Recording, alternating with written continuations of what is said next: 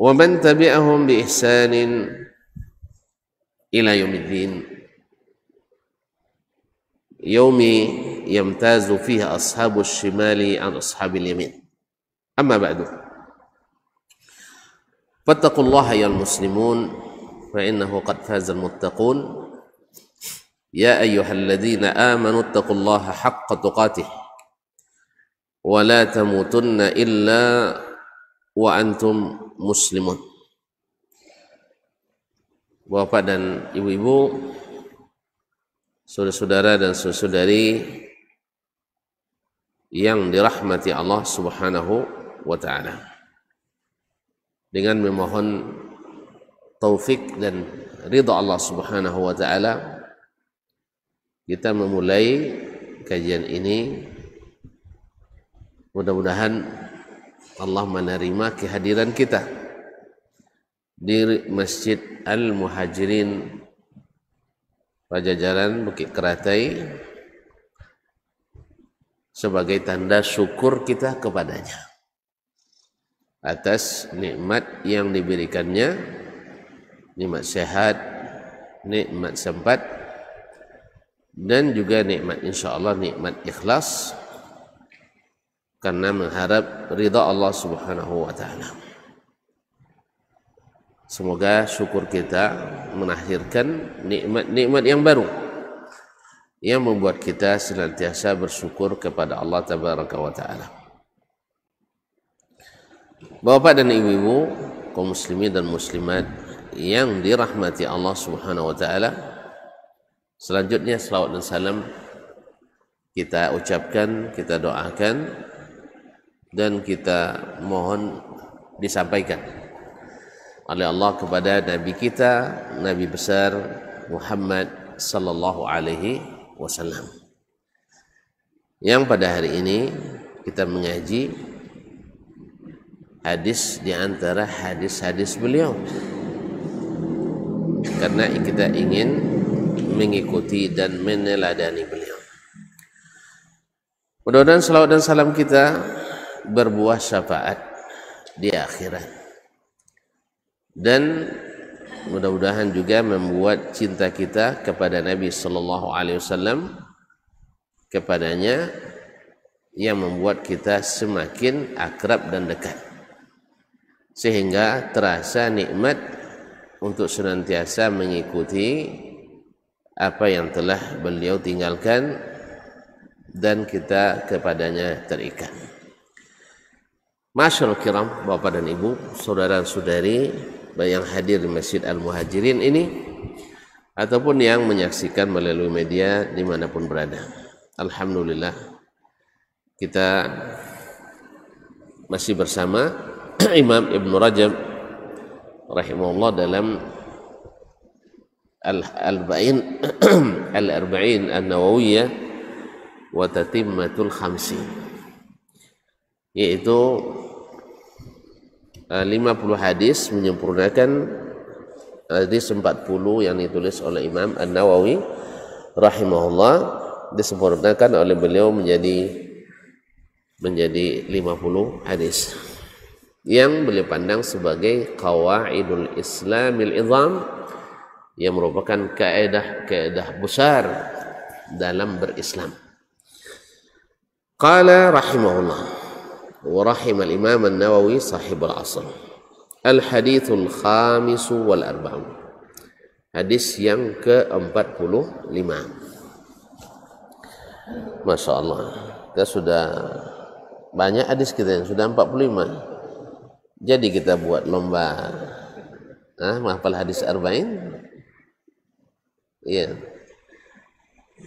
Kalau jadi, insya Allah bulan hadapan ini, insya Allah saya siapkan hadiahnya. Masya Allah. Qala rahimahullah an Jabir radhiyallahu anhu, dari Jabir radhiyallahu anhu, itu Jabir ibn Abdullah ibn Amr ibn Haram al-Ansari al-Khazraji, adalah sahabat junior baginda Rasulullah sallallahu alaihi wasallam, termasuk salah satu sahabat yang banyak meriwayatkan hadis dari Nabi alaihi salatu wassalam. Beliau di perang Badar belum bisa ikut karena belum balik, baru ikut di perang Uhud. Dia dan ayahnya sahabat Nabi alaihissalam, ayahnya mati syahid di perang Uhud. Annahu sami'a an-nabiy sallallahu alaihi wasallam 'am al-fath wa huwa bi Makkah yaqul. Dia mendengar Nabi sallallahu alaihi wasallam pada hari Fathu Makkah. Nah, Fathu Makkah artinya Makkah kembali ke pangkuan umat Islam. Yang pada asalnya kan Makkah itu dan juga bumi ini aslinya adalah diwariskan kepada orang-orang yang melaksanakan perintah pencipta. Ini hukum asalnya. Tapi ada masanya karena jauhnya orang dari ilmu dan agama, akhirnya yang berkuasa adalah orang-orang yang tidak melaksanakan perintah Allah Subhanahu wa taala. Bahkan sampai di negeri yang paling suci. Di mana negeri yang paling suci? Makkah, tanah haram.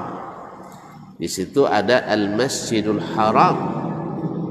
Yang solat di situ lebih afdal dari 100.000 kali solat di Masjid Al-Muhajirin ini.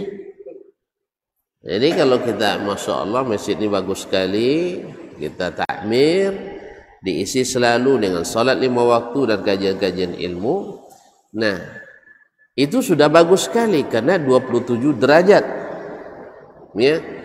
Nah, 27 derajat ini dikali lagi 100.000 kali bila kita bisa salat di Masjidil Haram. Semoga Allah mudahkan kita untuk selalu bisa berkunjung kepadanya. Amin. Setidaknya sekali dalam sebulan. Hah? Oh, seumur hidup. Nah ya, setidaknya sekali dalam seumur hidup haji dan umrah. Kalau bisa berulang-ulang, zalika fadlullah yu'tihi man yasha, karunia Allah berikan kepada siapa yang dikehendaki. Jadi Makkah sendiri yang negeri suci pernah dikotori oleh tangan-tangan yang berdosa, yang tidak taat pada yang maha kuasa. Baru diberi sedikit kuasa langsung membangkang melawan kepada yang maha kuasa. Baru sedikit kuasa sudah membangkang kepada yang maha kuasa. Allah beri waktu sampai dia utus Nabi SAW.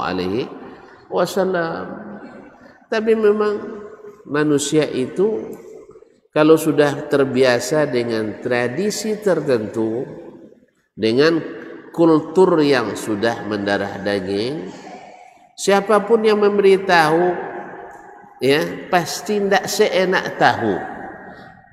Pasti tidak seenak tahu. Siapa pun memberitahu, Nabi alaihissalam orang yang mereka kenali dari dekat, bukan jauh-jauh.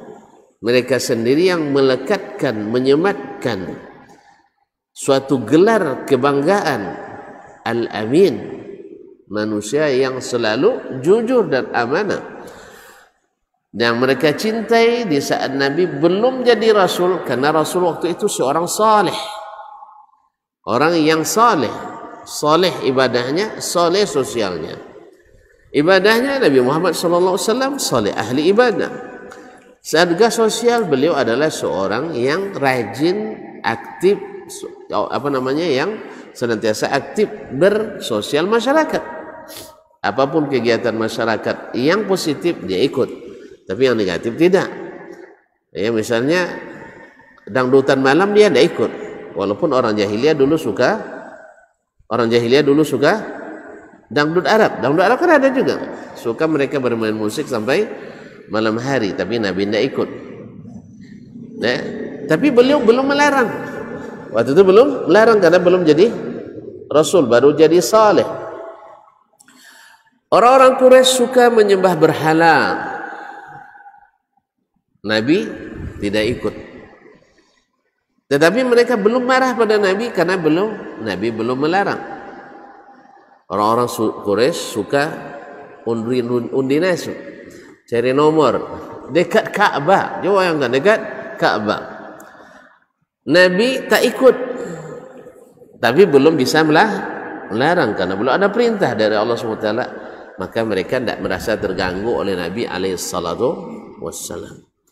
Mereka tawaf sebagian tawaf di Ka'bah dalam keadaan telanjang bulat. Nabi tak ikut, tetapi Nabi belum bisa mencegah karena belum diutus untuk merubah. Kapan baru mereka marah sama Nabi? Kapan Nabi masih marah sama Nabi? Setelah beliau jadi muslih yang membawa perbaikan. Ketika Nabi hanya duduk di situ saja sambil menghadap kiblat, baca Quran misalnya, berdoa, berzikir, orang tidak merasa terganggu. Tapi ketika Nabi sudah mulai duduk di tempat ini, ya, baca kitab tafsir, baca hadis-hadis Nabi, terganggu tak? Mulailah orang Quraisy terganggu. Oleh sebab itu, makanya orang saleh semua orang suka, tapi orang yang muslih kebanyakan orang tidak suka. Ustaz ya.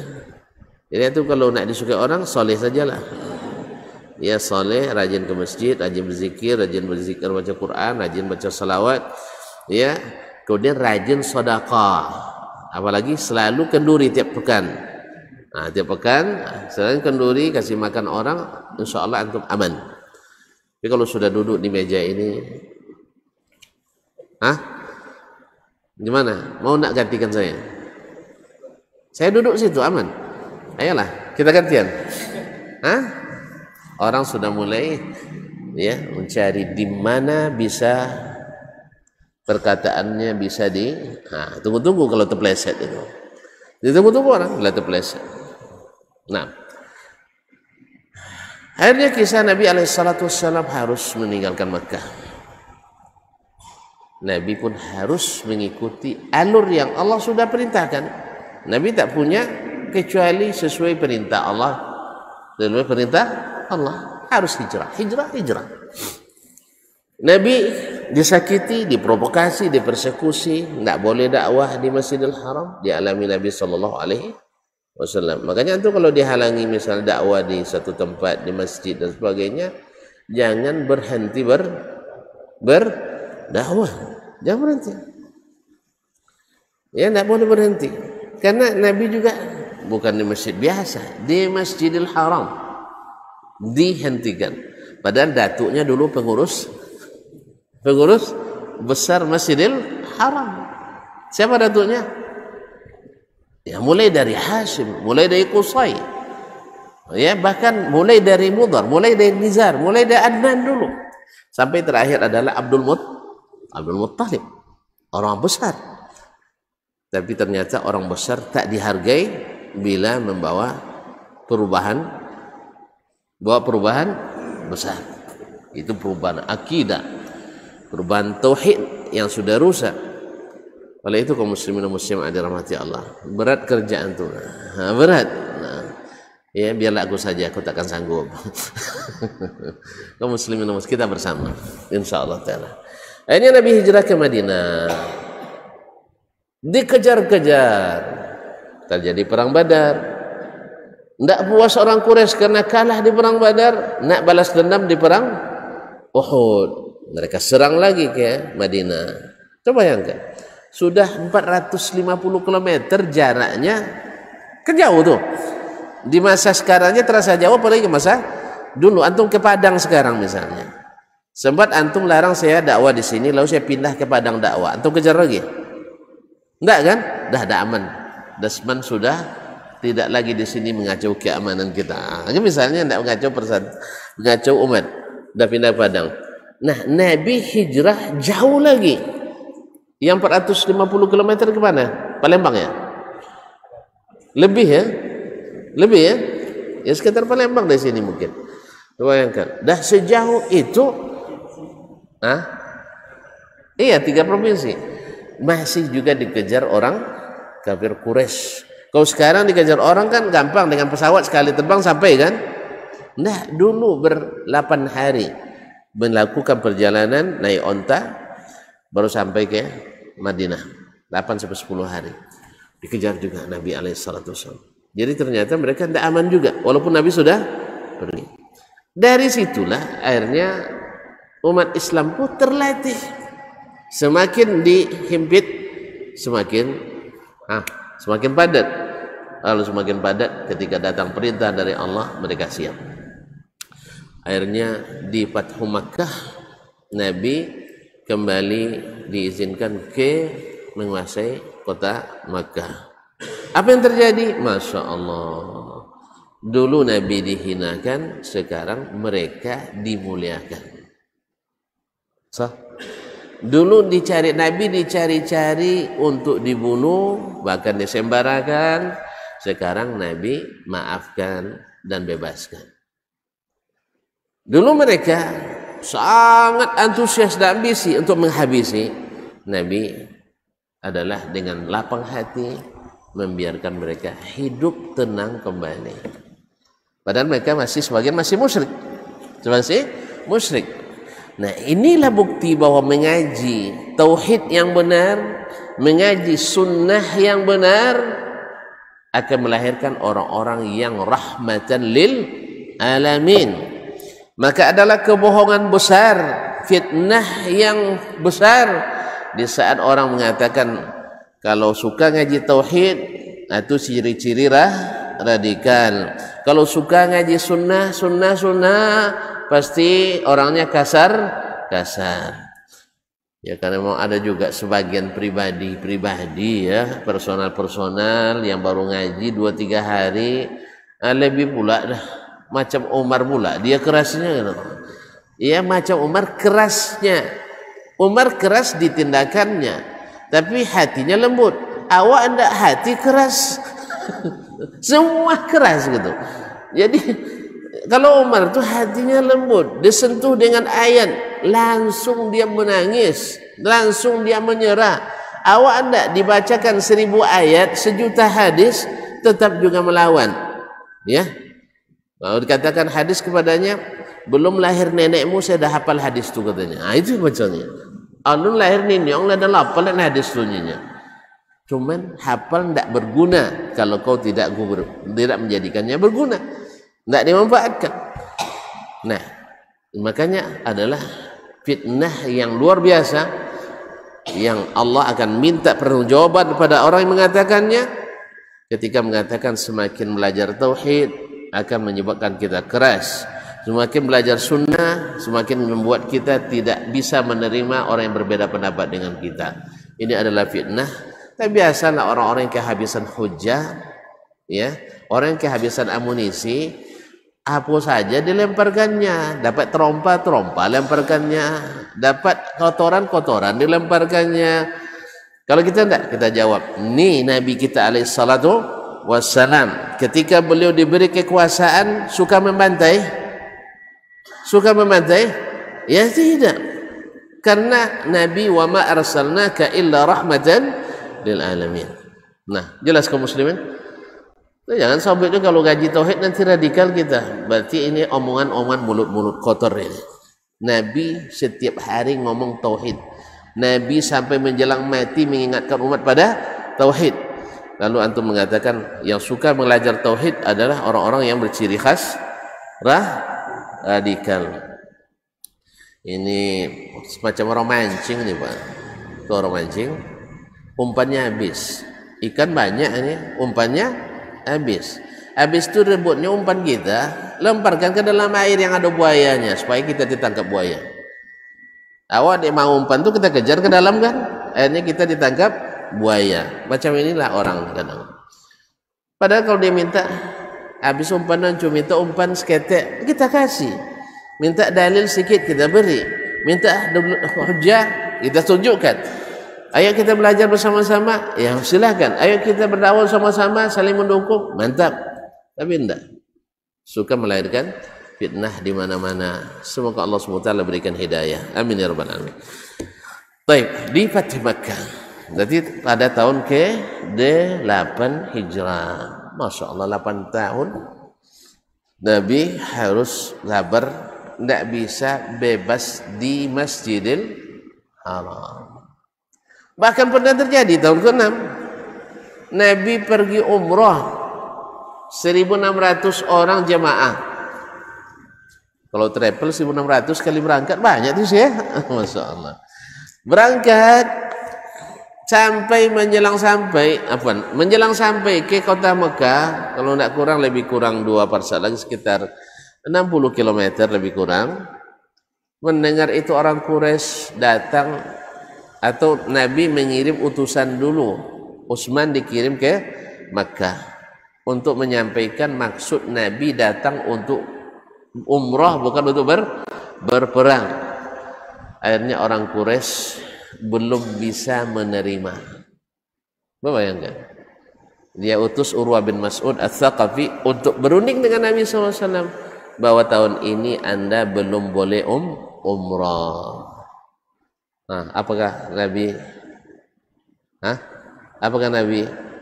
membabi buta? Apakah Nabi katakan tidak bisa, pokoknya kami mau umrah gitu ya?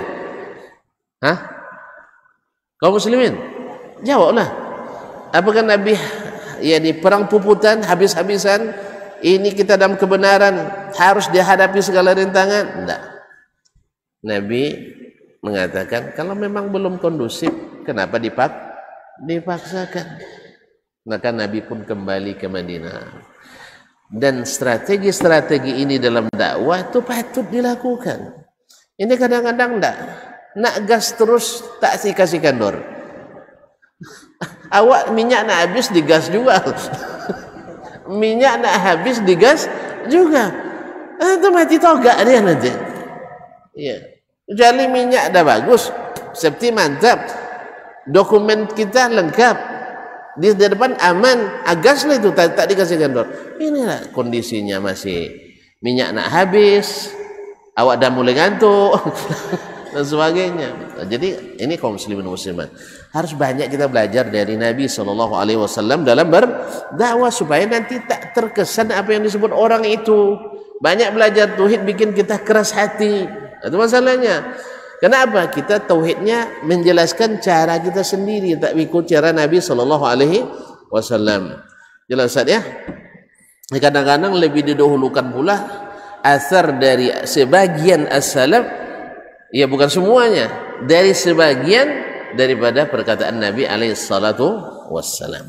Baik, ini baru mukaddimahnya, waktu dah habis. Macam mana nih saya? Benar banyak masalah yang dijelaskan dalam hadis ini. Baik, tapi ini penting juga. Ini penting juga karena memang segalanya, semuanya penting sekarang. Semuanya penting. Baik.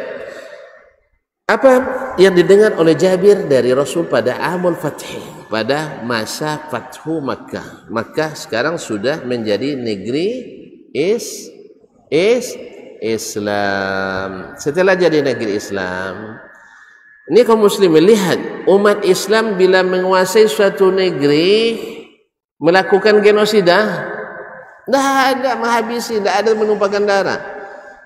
Makanya orang yang takut Islamfobia ini sering-seringlah baca sirah. Kalau tidak ada di tempat antum, ayo belajar di sini.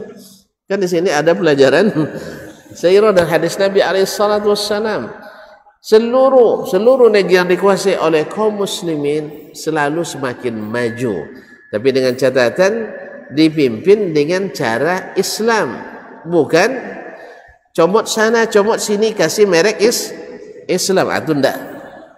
Kan ini yang terjadi, segala yang bukan dari Islam lalu diislamisasi, habis itu diseminisasi, seolah-olah itu Islam, karena yang bawanya orang Islam, pemikir Islam. Tidak, itu tidak mewakili Islam. Ya, sekarang kan dicontohkan negara-negara Arab yang berantakan, kan orang Islam ramai itu pemimpinnya, yang rakyat juga orang Islam, tapi mereka tidak menggunakan Islam sebagai cara untuk memerintahnya. Maka tidak bisa dijadikan itu sebagai contoh negeri yang dijalankan padanya syariat Islam. Satu-satunya negara yang menjalankan syariat Islam di Timur Tengah sekarang ini hanya Arab Saudi. maka dia mendapat peringkat negara paling aman nomor 2 di dunia.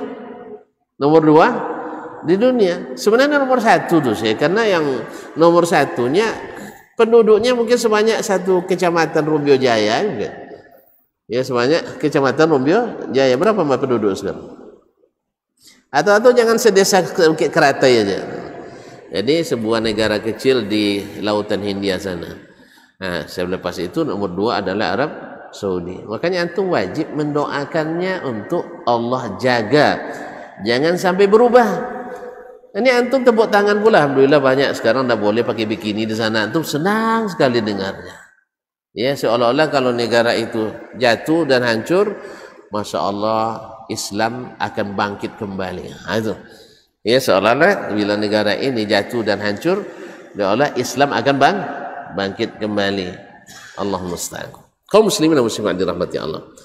Kita doakan, tentu saja seluruh negeri kaum muslimin kita doakan diberikan Allah Subhanahu wa taala hidayah, taufik kepada para pemimpinnya untuk menikmati indahnya Islam ini dan jauh dari fitnah sana dan sini. Akhirnya kita di sana senang, di sini tenang. Ini enggak di sana meriang, di sini Allah musta'an. Jadi kaum muslimin dan muslimat dirahmati Allah. Qala Allah, Nabi SAW bersabda, Inna Allah azza wa jalla wa rasulahu harrama bai'al khamri wal maitati wal khinziri wal asnam.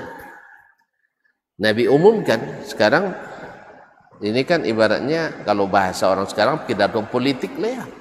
Pidato politik, karena kekuasaan sudah ada sekarang di tangan Nabi SAW berkat rahmat Allah yang Maha Esa. Makanya itu dalam mukaddimah Undang-Undang Dasar 45, berkat rahmat Allah. Berkat rahmat Allah, bukan berkat perjuangan, tidak. Berkat rahmat Allah yang Maha Esa, bukan Tuhan lagi, Allah. Nah, yang Maha Esa. Jelas ya? Makanya kemerdekaan yang diberikan kepada Nabi adalah berkat rahmat Allah SWT. Oleh sebab itu mesti mengikut perintah Allah. Perintah Allah adalah orang yang tidak bersenjata tidak boleh diganggu. Orang yang tidak melawan tidak boleh diganggu. Orang yang sudah menyerah tidak boleh diserang. Perempuan tidak boleh diganggu. Orang-orang ahli agama tidak boleh diganggu. Indah kan? Anak-anak tidak boleh diganggu. Makanya ketika Islam itu datang, dia rahmatan lil alamin. Tapi ketika Islam fobia datang, maka menjadi virus yang lebih berbahaya dari COVID-19. Ya. Allah musta'an. Kaum muslimin dan muslimat dirahmati Allah. Sesungguhnya Allah Azza wa Jalla wa rasulahu, dan rasulnya, harrama bai'al khamri, mengharamkan menjual khamar. Mengharamkan menjual khamar. Wal maitati, dan menjual bangkai. Wal khinzir, menjual apa dia? Babi. B berapa tuh? B2. B2, biang. B2 itu apa? Enggak tahu. Oke lah, B2. Wal asnam, dan patung-patung. Allah menjual, Allah dan Rasulnya mengharamkan menjual khamar, menjual bangkai, menjual babi, dan menjual patung-patung.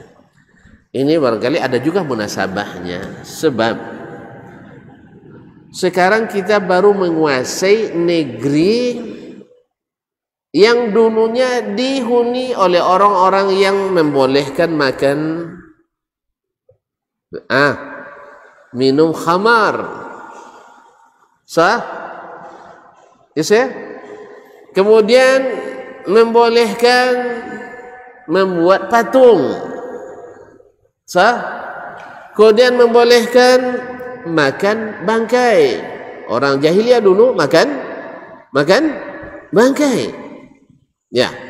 Maksudnya bangkai bukan yang sudah busuk, atau bayang yang sudah bulat, bukan. Misalnya ada hewannya mati tanpa disembelih, mereka ambil dagingnya. Paham saya? Bukan maknanya macam tikus yang mati sepekan, nah, bukan itu maksudnya. Yang baru mati macam tiran lah. Ada istilah tiran, tahu? Ayam mati kemarin. Nah, ada juga yang jual sekarang. Woi, jahiliyah lagi kita nampaknya. Jadi tiran itu namanya bagus juga, tiran yang mati kemarin. Wal khinzir, babi, wal asnam, dan mereka juga suka menjual patung. Tuhan dia dijual-jual. Tuhan dia dijual belikan, Allah musta'an. Nah, karena ketika Fathu Makkah, tentu barang-barang ini kan banyak di sana. Tentu banyak. Umat Islam sudah tahu bahwa minum khamar haram, sah? Bahwa makan babi haram. Kemudian bangkai haram. Patung-patung haram menyembahnya, memilikinya. Cuman, nah sekarang kan kita masuk nih. Banyak barang-barang orang itu nanti ketika dilihat ini khamar banyak, ini bagus untuk diperjual belikan, lumayan untungnya. Apalagi produk Perancis tahun 1640,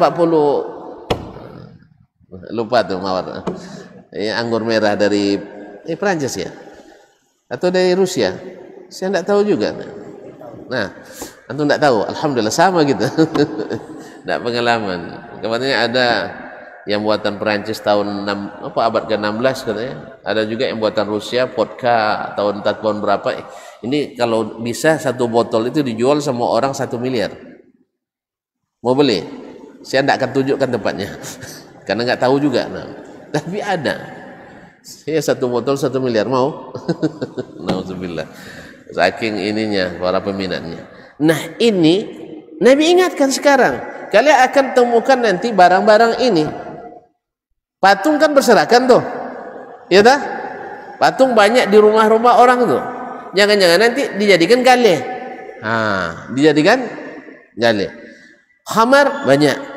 Bahkan di riwayat lain, seperti disebutkan oleh Imam Ibnu Rajab rahimahullah, riwayat lain menyebutkan datang seseorang ke Nabi sallallahu alaihi wasallam nak menghadiahkan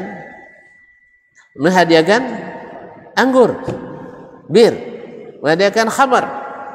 Lalu Nabi sallallahu alaihi wasallam ingatkan, Allah bila mengharamkan sesuatu, mengharamkan juga harganya.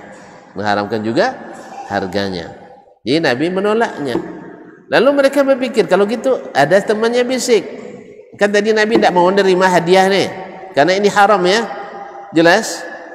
Nah, awalnya dia tawarkan Nabi hadiah khamar ini sebagai hadiah. Maklumlah orang baru masuk Islam, dia nggak tahu. Orang baru masuk Islam, Muslimatu Makkah, Fathul Makkah. Ketika dia hadiahkan, Nabi bilang tidak boleh diminum, khamar sudah diharamkan. Lalu dibisik temannya, kalau gitu kita jual aja lah. Nabi bilang, kamu bilang apa sama temanmu? Mau dijual aja daripada sayang ini kan barang mahal, lalu dibuang.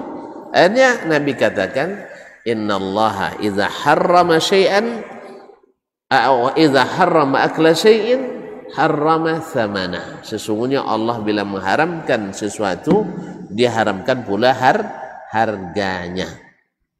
Jelas? Keluarlah hadis lain tadi.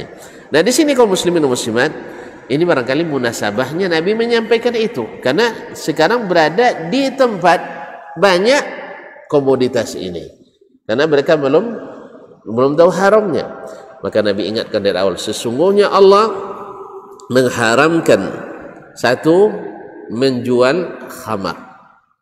Oleh sebab itu, wahai kaum muslimin, baik yang sudah lama maupun yang baru masuk Islam, jangan sampai ada jual beli khamar. Ya, mungkin dia memahami kan yang diharamkan minumnya. Sah? Sah? Nah, karena barang ini masih laku, misalnya ada saudara-saudara kita yang tinggal di negeri minoritas muslim atau di negeri yang mayoritas muslim tapi muslimnya seperti minoritas, artinya mereka apa yang dimakan oleh orang yang tidak muslim pun dimakannya, apa yang diminum oleh orang non muslim dia minum, kan laku keras itu, namanya minuman keras, pasti laku keras. Akhirnya mungkin dia berpendapat minum sih tidak boleh, cuman di minum sih tidak boleh, cuman di ya kaum muslimin minumnya memang haram tapi menjualnya menjanjikan, profit menjanjikan. Atau misalnya di kampung kita ini banyak babi hutan, kabarnya lezat menurut yang suka. Menurut yang suka, mana lebih enak, babi hutan atau babi? Tidak tahu. Semoga tidak tahu kaum muslimin. Umat Islam tahu itu makan babi haram, sah?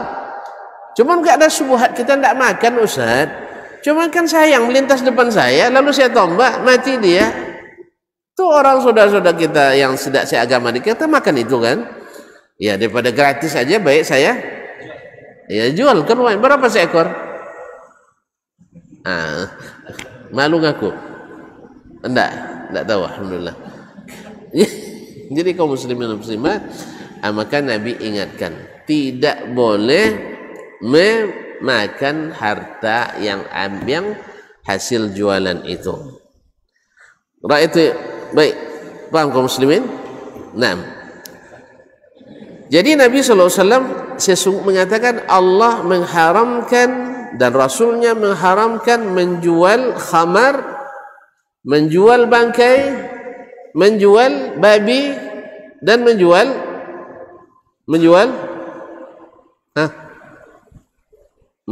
patung-patung. Dari 4 yang disebut oleh Nabi ini, kaum muslimin dan muslimat dirahmati Allah, dilihat semuanya adalah barang-barang yang dimanfaatkan. Ada yang dimanfaatkan zatnya, ya seperti khamar dimanfaatkan apanya? Zatnya kan, diminum kan habis nih, sahih. Demikian juga khinzir, bangkai dimakan kan habis nih. Ada yang dimanfaatkan sesuatu yang lahir dari barang itu, barangnya tidak habis. Apa contohnya? Patung. Patung ini dimakan, lalu diapakan? Woi, patung diapakan? Zaman jahiliyah disembah, kalau sekarang hiasan. Jelas, dia tidak digunakan, tidak dihabiskan. Makanya terbagi manfaat itu, manfaat yang menyebabkan zatnya habis, seperti khamar tadi. Khamar dimanfaatkan atau tidak? Khamar bermanfaat apa tidak? Ya Allah ya Rabbi, khamar bermanfaat apa tidak? Tidak. Allah yang bilang, yas'alunaka 'anil khamri wal maisir. Sambung. Tidak tahu sambungnya, maka tidak tahu. Qul fihima ithmun kabiru wa manafi'u linnas. Katakan pada keduanya, bertaruh itu dan khamar itu banyak manfaatnya. Antum bilang enggak ada. Berani bantu Allah Ta'ala. Jadi kaum muslimin dan muslimat, banyak manfaat kata Allah, dan dosanya besar. Maka Allah ingatkan, wa ithmuhuma akbar min naf'ihima. Cuman dosanya lebih besar daripada manfaatnya. Kalau kita boleh kiaskan sekarang rokok, rokok namanya nih. Saya tidak pernah megang jadi lupa namanya. Nah, ya tidak ada. Nah, jadi ini ada manfaatnya, ada manfaatnya. Ya tuan-tuan, ada manfaatnya, ada. Masa itu bilang enggak? Dah buntu-buntu pikiran hisab. Pria punya selera. Wih, latang inspirasi kembali. Dunia serasa milik sendiri. Awalnya buntu, sekarang refresh lagi. Awalnya marah sama istri, sekarang harmonis lagi. Ketika marah-marah, bang, hisap dia dulu bangnya. Baru dia nampak cantik istrinya. Ada manfaatnya? Ada. Ada apa enggak? Ada. Cuman dosanya lebih besar. Kerugiannya lebih besar. Karena dalam data biaya untuk mengobati orang-orang yang sakit akibat mudarat rokok, rokok namanya, jauh lebih besar yang harus ditanggung oleh negara dan pribadi daripada hasil produksi atau hasil distribusi, hasil pajak daripada rokok itu. Paling yang beruntung yang kantong-kantong pribadi berapa orang saja, itu pun orang-orang yang bukan perokok juga. Jangan salah paham, antum dah mulai rasis nampaknya. Orang-orang yang bukan perokok juga. Tanyalah pemilik pabrik-pabrik rokok besar di Indonesia ini, rata-rata tidak merokok. Awak diazabnya mereka banyak dapat duit. Makanya seruan kita pada saudara-saudara kita, tinggalkanlah dia, Allah ganti yang lebih baik. Kalau antum biasa menghisap-hisap, kan ada bonbon yang bentuknya kayak itu dah. Hisap juga, kan manis, kan? Yes ya. Atau ada siwak, siwak. Tahu siwak? Lebih murah, lebih tahan lama. Pria punya, bukan pria aja, pria wanita punya selera, mutu berani diadu. Iya, bukan main. Kaum muslim, bukan main. Iya, bukan main manfaatnya. Tapi yang itu mudaratnya lebih besar. Jelas? Belum lagi saya. Cuman waktu dah masuk. Jadi azan dulu, tambah sedikit aja. Sedikit aja. Berarti harus sambung nanti insyaallah. Karena ini hadis pendek, tetapi maknanya sangat luas. Dia jadi kaidah umum nanti. Baik. Kita dengar azan dulu. Sama.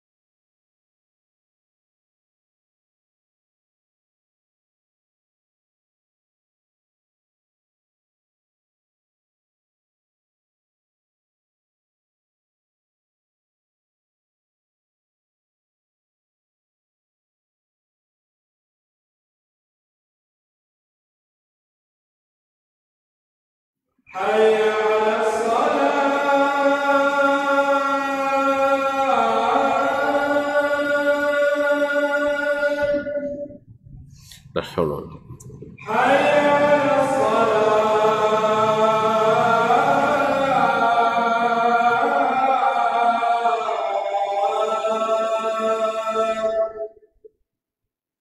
La haula.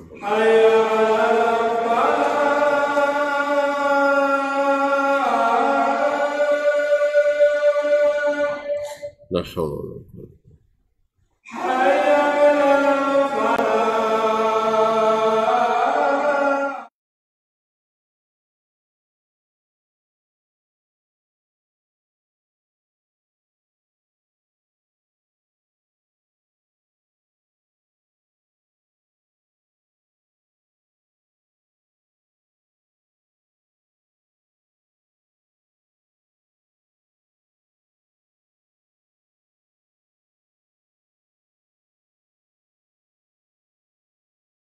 ونشهد أن الصلاة القائمة.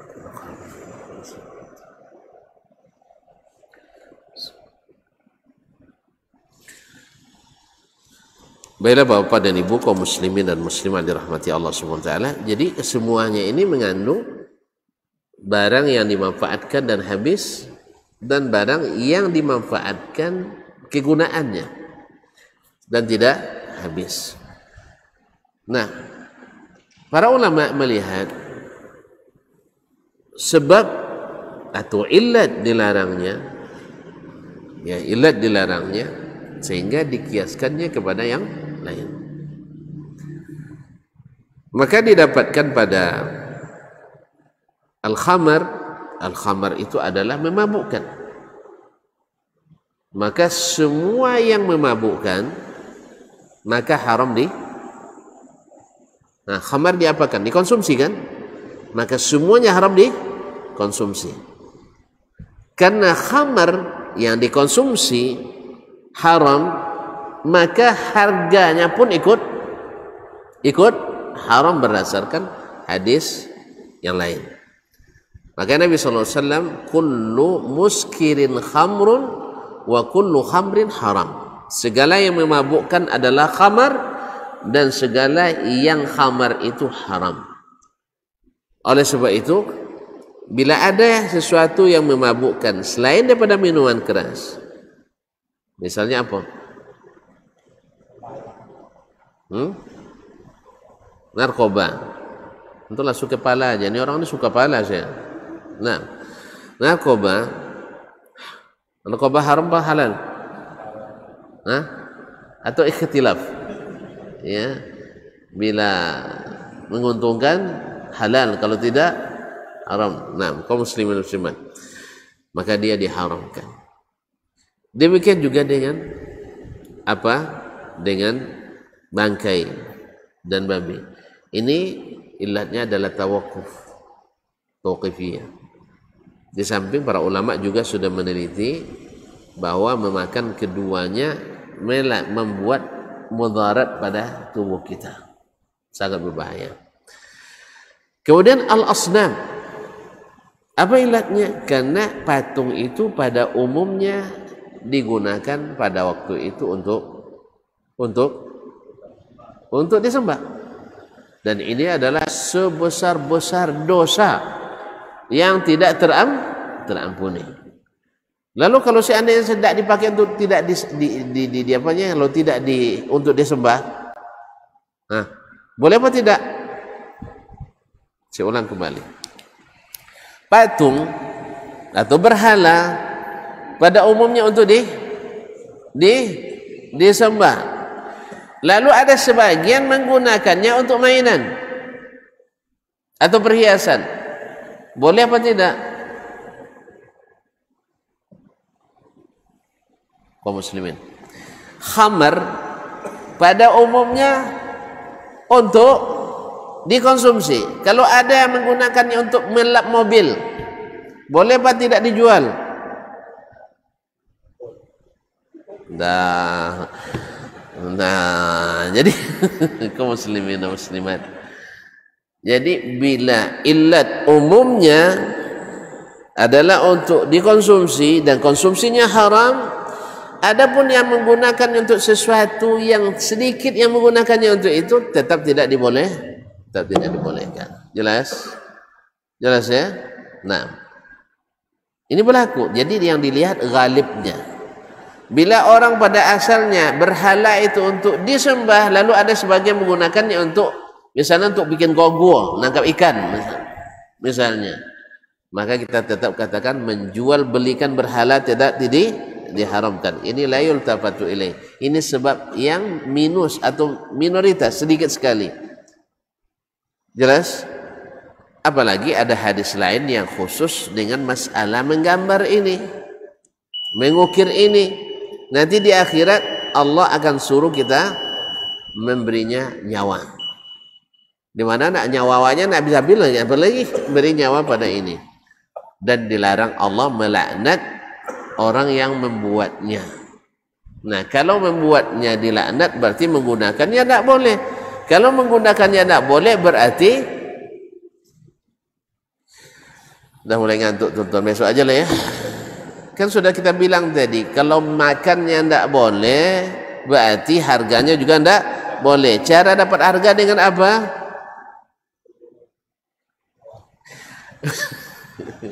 Tuan-tuan, ini ada harganya. Kalau saya nak dapat harganya, harus saya apakan? Ya jual. Makanya sebagaimana tidak boleh saya minum, tidak boleh juga saya jual. Ini boleh diminum? Boleh. Oleh sebab itu boleh ya boleh dijual. Antum jangan minta lagi uangnya, karena sudah untuk saya ini. Untuk saya kan? Belum. Waduh, botol air sebotol ini minta kembalikan juga.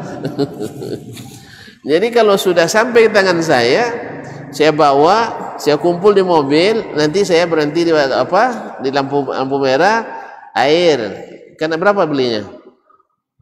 2.000. Nanti saya jual 500, berarti banyak yang mau. Kalau tidak curiga. Jadi kaum muslimin dan muslimat, boleh saya jual? Boleh. Jelas?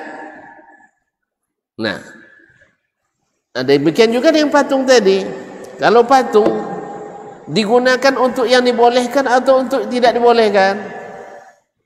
Patung digunakan oleh orang pada umumnya untuk yang dibolehkan atau yang diharamkan? Untuk yang diharamkan. Tapi ada yang menggunakannya untuk yang dibolehkan.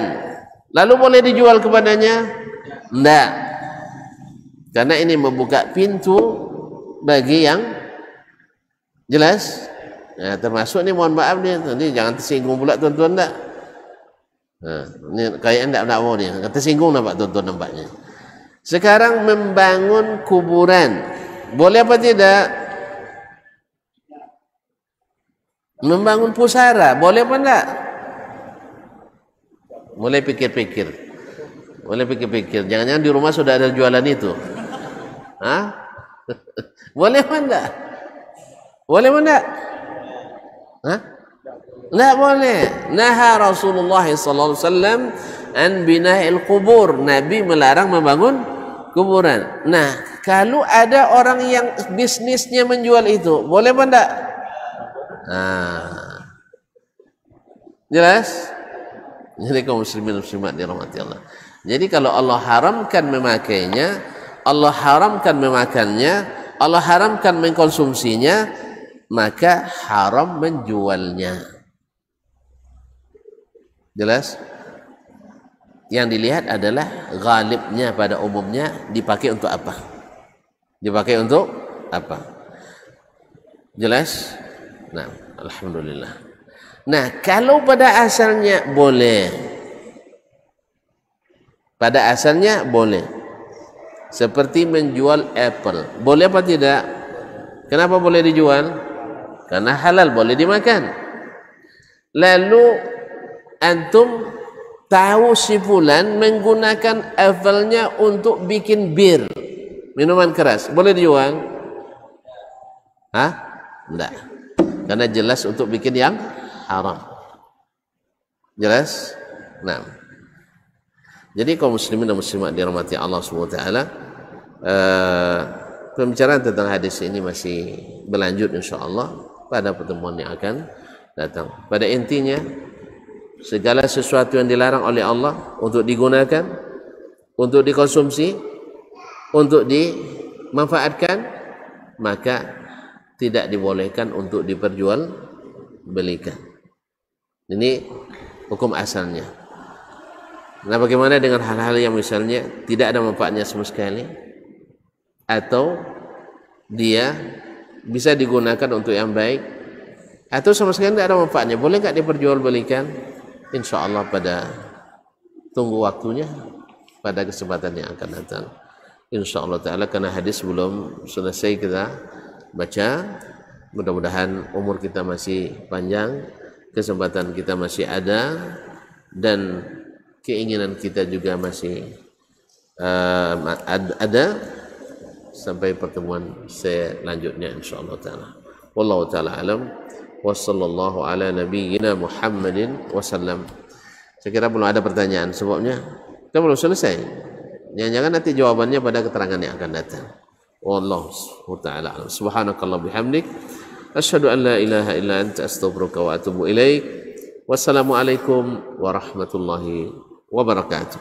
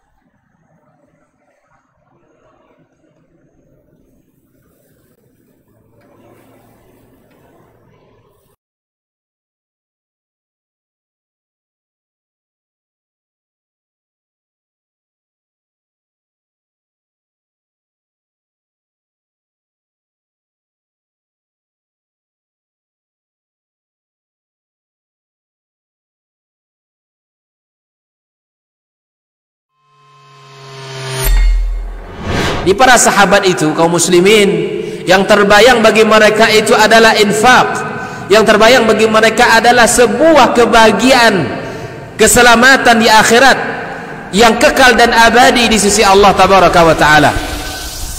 Semua kita boleh klaim sekarang, kamu cinta Nabi, cinta Ustaz, cinta Nabi, cinta Ustaz, termasuk saya, cinta Nabi, cinta. Kapan tahunya? Besok di akhirat. Maka apa kata Nabi sallallahu alaihi wasallam? Amalur rajuli biyadih. Penghasilan yang terbaik adalah pekerjaan yang dilakukan oleh seseorang dengan tangannya sendiri.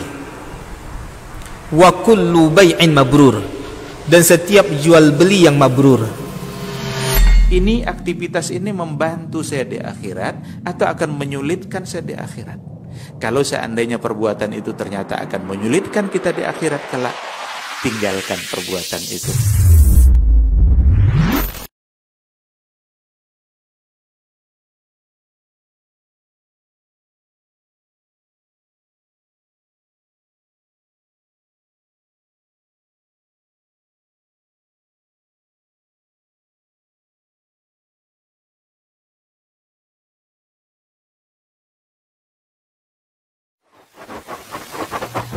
Barometer amal kita saleh tak salehnya di salat kita. Bila salat kita ikhlas dan sesuai dengan sunnah Nabi SAW, maka insya Allah amalan yang lain mengikuti. Ini aktivitas ini membantu saya di akhirat atau akan menyulitkan saya di akhirat? Kalau seandainya perbuatan itu ternyata akan menyulitkan kita di akhirat kelak, tinggalkan perbuatan itu. Anta ni'mal jund. Kamu adalah sebaik-baik prajurit. Coba lihat. Kamu adalah sebaik-baik prajurit. Maka tujuannya adalah menghancurkan kehidupan rumah tangga.